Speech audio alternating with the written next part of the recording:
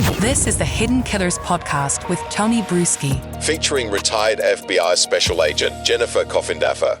You try to look at both theories here and go, what are the odds that the CVS pharmacy worker is going out for a walk and he just randomly decides to kill two young girls on that walk, which he voluntarily said he was on and where he was, which he didn't have to do?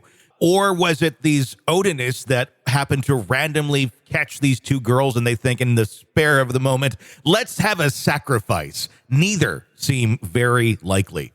I agree with you. Out of all the big cases, if you will, that everyone is following in true crime, this case, the Delphi case, is the one that's just most concerning to me in terms of the facts that they have and, of course, how they've locked him up. I don't agree with that. I just want everybody treated the same.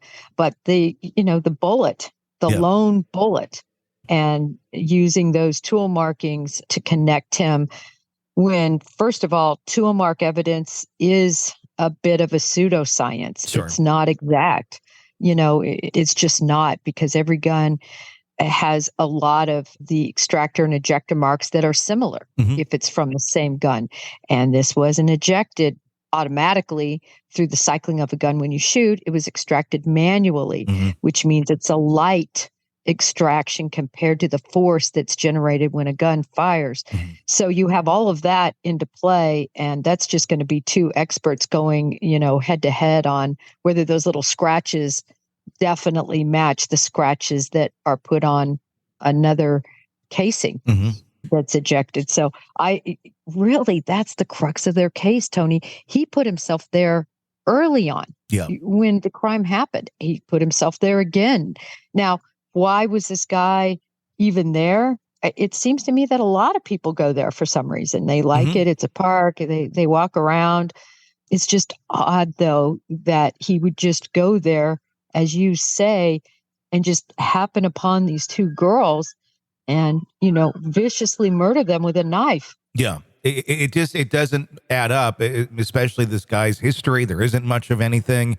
It's just nothing seems to add up. The other thing that I think they're going to have a very hard time getting around now, and it seems they kind of have some reasoning here if you're to believe the Odinistic document, is the confession that he made to his wife. Was that under duress? And if you're going to believe that it was under duress, then you kind of got to go along with some of the Odinistic stuff, because that's how that was phrased. How do you think they're going to play that, or just continue to go down this Odin road?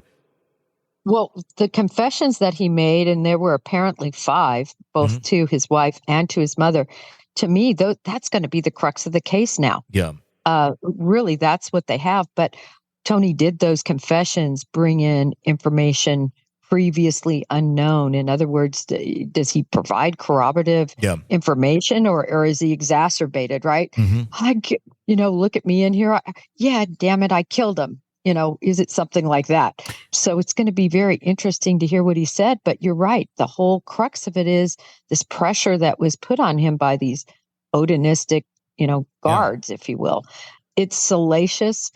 All I know is when you look at him and imagining going from the CVS pharmacy, having a very normal life, having potato chips and brats and beers at the bar with your wife every Friday night, and then living in a 3x2 house, and now going into a cell that's 9x12, stuck in there for, 23 hours a day. I mean, it would make anyone that's had a normal life their whole life, it would have a huge detrimental effect. I mean, I would think that would also possibly elicit a false confession for somebody that's just gotten to the point of feeling mad. And if that's the only way to get out of that situation, I'll say whatever you want me to say, just to escape that sort of hell that he must be in. I mean, could that also be part of it too? And people are in those sort of situations and under duress that false confessions come out? Absolutely. And they come out even not under duress, but certainly under duress, they come out. And, the whole thing is they've put themselves in this hole, right, Tony, by having him in these conditions. Yeah. And it'll be interesting to see. It's just has to be entertained. I'm so on the fence on this one. I'm 50%, it could be him, and 50%, It couldn't be him. I'm so on the fence on this one. It's a hard one. If it is him, I'm amazed by how the treatment is right now, and I'm really thinking that it's going to not be in the prosecution's best interest should they convict him. And on appeal, I think all of these factors are going to come into play very strongly. You're consuming the Hidden Killers podcast. Want more? Start binging on all of our true crime podcasts right now through Apple Podcasts and get an ad-free experience when you sign up to be a True Crime Today Premium Plus member exclusively on Apple Podcasts. More of the Hidden Killers podcast dropping soon. Press subscribe now.